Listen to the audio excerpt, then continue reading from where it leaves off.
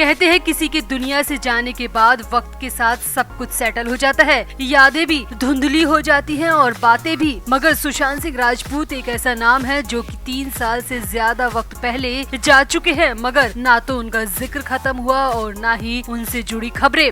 तो हाल ही में खबरें आई थी कि एक्ट्रेस अदा शर्मा ने सुशांत सिंह राजपूत का वो अपार्टमेंट खरीद लिया है जिसमें सुशांत रहा करते थे, जहां उनको संदिग्ध हालत में मृत पाया गया था। मगर अब इससे भी बड़ी खबर ये आ रही है कि अदा शर्मा शिफ्ट करने के बाद एक रात भी उस अपार्टमेंट में नहीं टिक पाई, बल्कि रातों रात अदा शर्मा की हालत खराब हो गई और रात में ही अदा शर्मा को अपार्टमेंट छोड़कर जाना पड़ा, जिसके बाद कई तरह की बातें और कई तरह के दावे सामने आ रहे हैं। तो क्या है इस पूरी खबर की डिटेल? आखिर रात में अपार्टमेंट में ऐसा क्या हुआ, क्यों अदा शर्मा को रातों रात भागना पड़ा, आपको बताते हैं सब। आप भी वीडियो को शेयर करें और अपनी राय कमेंट बॉक्स में जरूर दें। तो आपको मुंबई के बांद्रा में स्थित वो माउंट ब्लैक अपार्टमेंट तो याद ही होगा जिसमें सुशांत संदिग्ध हालत में पाए गए थे। सुशांत के इस तरह से जाने के बाद से लेकर अब तक ये अपार्टमेंट खाली ही पड़ा था। अपार्टमेंट के मालिक ने कई बार रेनोवेशन भी करवाया, रेंट भी कम कर दिया, मगर फिर भी 3 साल तक एक किराएदार तक इस अपार्टमेंट को नसीब नहीं हुआ। अगर कोई घर देखने भी आता डील को तय भी कर लेता, मगर सुशांत के बारे में पता चलने के बाद वो डील को कैंसिल कर देता,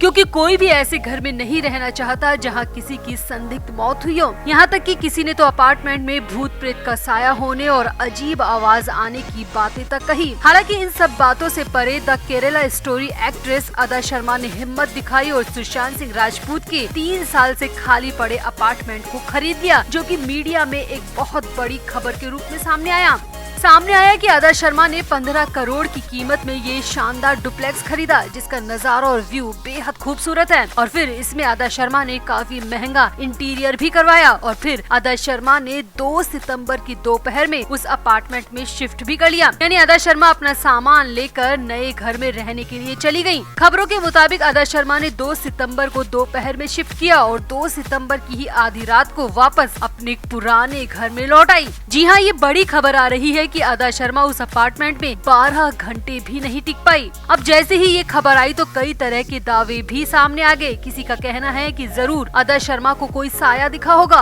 हो सकता है कि सुशांत की आत्मा आज भी वहाँ रहती हो। तो वहीं किसी का कहना है कि अपार्टमेंट में अजीब आवाजें आती है, इसीलिए अदा शर्मा रात भर नहीं टिक पाई। कुछ रिपोर्ट्स में तो ये भी दावा किया जा रहा है कि अदा शर्मा अब दोबारा उस घर में कभी नहीं जाएंगे और अपनी जिंदगी भर की कमाई गंवाने की वजह से बहुत परेशान है। हालांकि अदा शर्मा की तरफ से अभी तक इस बारे में कुछ भी नहीं कहा गया है, मगर ये बात सही है कि अदा शर्मा उस घर में एक रात रहने के लिए गई थी, मगर इंटीरियर का काम पूरा नहीं होने की वजह से उनको वहाँ पर काफी अनकंफर्टेबल लगा और वो रात को ही वापस अपने पुराने घर में लौट आई। सूत्रों की माने तो इंटीरियर की वजह से पेंट की स्मेल और डस्ट बहुत ज्यादा होने के कारण अदा शर्मा की हल्की सी तबीयत खराब हो गई और इसी वजह से अदा शर्मा रात में ही वापस लौट आई। हालांकि रिपोर्ट्स में कहा जा रहा है कि अदा शर्मा को अपार्टमेंट में अजीब आवाजें आ रही थी और डर की वजह से अदा शर्मा रात में ही वहां से भाग गई। अब सच क्या है ये तो अदा शर्मा ही जाने, मगर आपको क्या लगता है, क्या सुशांत वाले अपार्टमेंट को लेकर आ रही थ्योरीज में इतना दम हो सकता है? क्या वाकई में अदा शर्मा डर की वजह से रातों रात भाग खड़ी हुई या फिर